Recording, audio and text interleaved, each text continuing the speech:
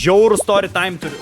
Palauk, ta prasme, nieko panašaus gyvenime nesu patyręs. Aš Instagramą gavau žinutę. Pavadinkime tą žmogų Jonu. Gavau iš Jono žinutę. Aš kadangi savo žiūrovų žinutę skaitau, atidarau žinutę. Jonas rašo: sveikas, galbūt turi pasiūlyti kokio darbelio minimalaus, kadangi atostogos bandau užsidirbti krepšinio kėdams. Su telefonu galėčiau kažkaip padirbėti, labai reiktų. Tada, aš jam 2 savaitės neatrašiau.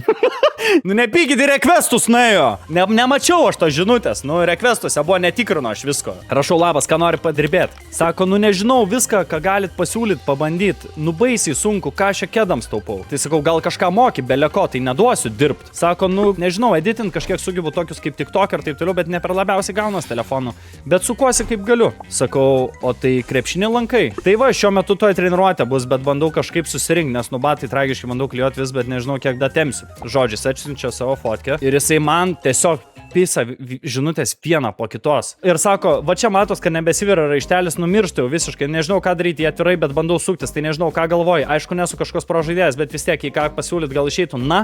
Na baisiai reiktų tikrai. Sakau: o kiek reikia? Nu, tipo, kiek kainuoja jie? Nu, naujų nepirksiu, tipo, iš Vintedo naudotos už šiam 7 eurų. Žodžiu, jis tai toliau man spamina kiekvieną dieną, pavyzdžiui, va. Tai va, nežinau, nuspręsti, radau Vintede vieną beproto gerą variantą, žiauriai norėtųsi. Nesveikumo gerumo batai ir nebrangus, nuostabus variantas iš tikro. Tai kaip jums išeis? Būtų tikrai nuostabu, jeigu jums išeitų, nežinau, kaip geriau kreiptis. Na, tai kaip išeis, tikrai stipriai reikia. Ir taip kiekvieną dieną manęs spamina. Parašau jam: neturiu kada dabar, nu, nes buvo GeoGuessr renginys ir aš, nu, tikrai neturiu laiko dabar su žmogum apie šitos dalykus rašyti. Jisai sako: o kada būtų galima tikėtis atsakymo? Ar galbūt paramos jie išeitų ir jis įmeta savo banko sąskaitą?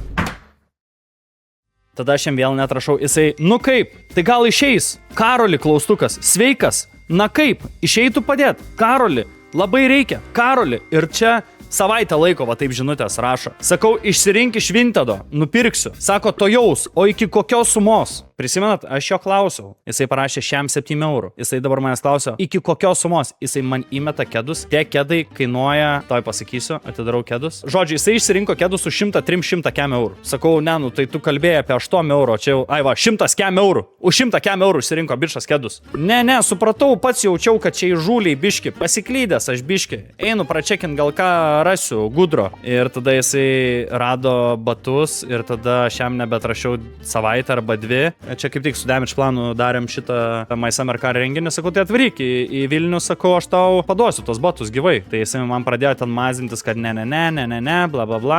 Ir aš jau užignorinau. Bet aš jau kaip ir buvau, nu, pažadėjęs, kad aš jam nupirksiu šiam 7 eurų tos kedus. Tai šiandien aš jam parašiau po 3 savaičių neatrašymo. Sakau: nu va, baigęs darbai, galiu atrašyti. Na labas. Nu tai jau išeitų galbūt. Nesinori pristot baisiai, dabar sunkiai čia einas. Tai žodžiu, šiandien nupirkau bičui kedus už 7 eurų. Nežinau, kodėl aš tai padariau. Neįsivaizduoju. Nežinau, kodėl. Aš nupirkau random bičui, kuris turbūt net mano streamo nežiūri. Nupirkau tiesiog kedus. Turbūt tik todėl, kad blemba įsivėliau. Jau pajutau, kad blecha įsivėliau į šitą dalyką ir jau pradėjau klausti, už kiek tau čia reiktų nupirkti ir galvoju... Ai, tik to nupirksiu. Iškart jam pranešu. Daugiau niekam kedų nepirksiu. Čia buvo vieninteliai kedai ir paskutiniai. Bet žinot, ką jisai parašė? Kai paklausiu, kuriuos tau nupirkt, sako: bet jūs tai tikrai žiauriai geras žmogus. Žodžio laikotės. Parašiau: stengiuos. Jisai užmetė man širdelę. Vat man čia 7 eurų atsipirko jau. Man čia jau 7 eurų atsipirko, žinokit.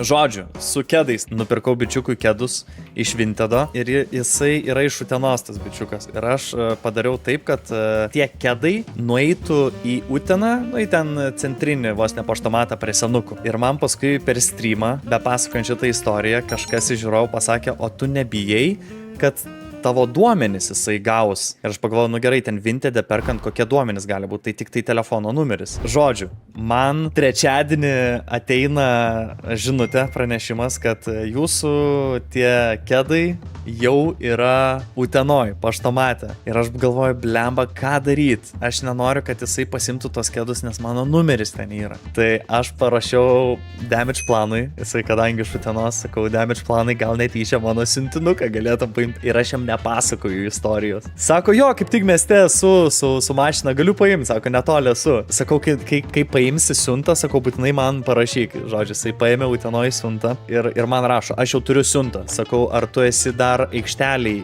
prie tų senukų, sakau, prie paštomato. Sako, jo, dar esu. Aš jam paskambinu. Sakau, žiūrėk, ar gali nuplėšti etiketę tą tipo siuntos nuo siuntinio. Sako, jo, okei, tu jau. Sakau, gal dar gali pažiūrėti, ar batai yra viduje. Žodžiu, damage planas mašinai nuplėšti ant tą siuntos lipduką. Pasižiūrė, jo, sako, yra oranžiniai batai, yra, tipo, viskas gerai. O aš tuo metu, kol jisai nuplėšinėja etiketės, rašau tam bičų Instagramą. Sakau, už kiek galėtum būti atsimti savo tos batus. Ai, tai aš prieš 20 minučių jau autobusai sėdu, išvažiavau namo. Pasirodys net ne Utenoj gyvena, jis kažkur gyvena už Utenos. Sako, aš jau nebe Utenoj, bet mano draugelis galėtų atvaryti paimti. Eik tu nak, sakau, už kiek draugelis galėtų būti. Nu tai tuoj neužilgo. Kiek neužilgo, sakau, man dabar reikia žinot. Už 2 minučių, sakau, tai tegu pysa, na, iš karto prie paštomato, tučto jau. Ir aš damage planui. Kol jisai pakuoja siuntą, sakau, ar tu matai, sakau, Lietuvos tą LP Express paštomatą, ar sakau, ar tu matai iš mašinos? Nu ne, sako, reikėtų išlipti. Sakau, okei, tai lauk žinios, sakau. Ir man tas bičas literaliai už 2 minučių parašo, sako, mano draugas jau laukia, sako, su oranžiniais plaukais. Su oranžiniais plaukais. Sakau, damage planai, išlipk iš mašinos, sakau, pažiūrėk, ar yra bičas su oranžiniais plaukais. Aha, sako, stovi kažkoks. Sakau, žiūrėk, dabar paimk siuntą ir nunešk jam. Ir žodžiu, damage planas ant pokalbio niekur nepadeda ragelio. Sakau, prieik ir paklaus, ko laukia. Nueina paklaus ir aš girdžiu viską. Laukiat kažko? Jo, laukia. Batų gal laukiat? Aha, batų laukia. Nu tai va, imk. Ir žodžiu, perdodu tam oranžiniam bičui tuos kedus.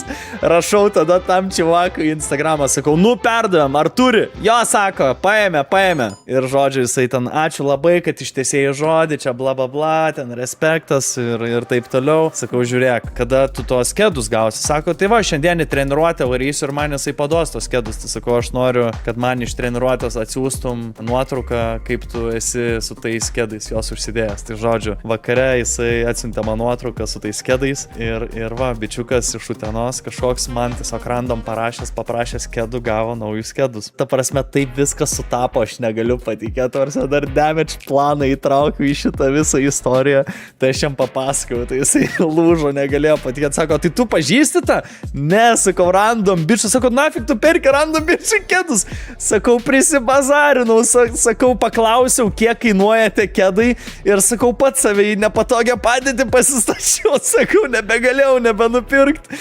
Ai, nu jo, sako, iš tikrųjų, tokia įdomi istorija, negaliu.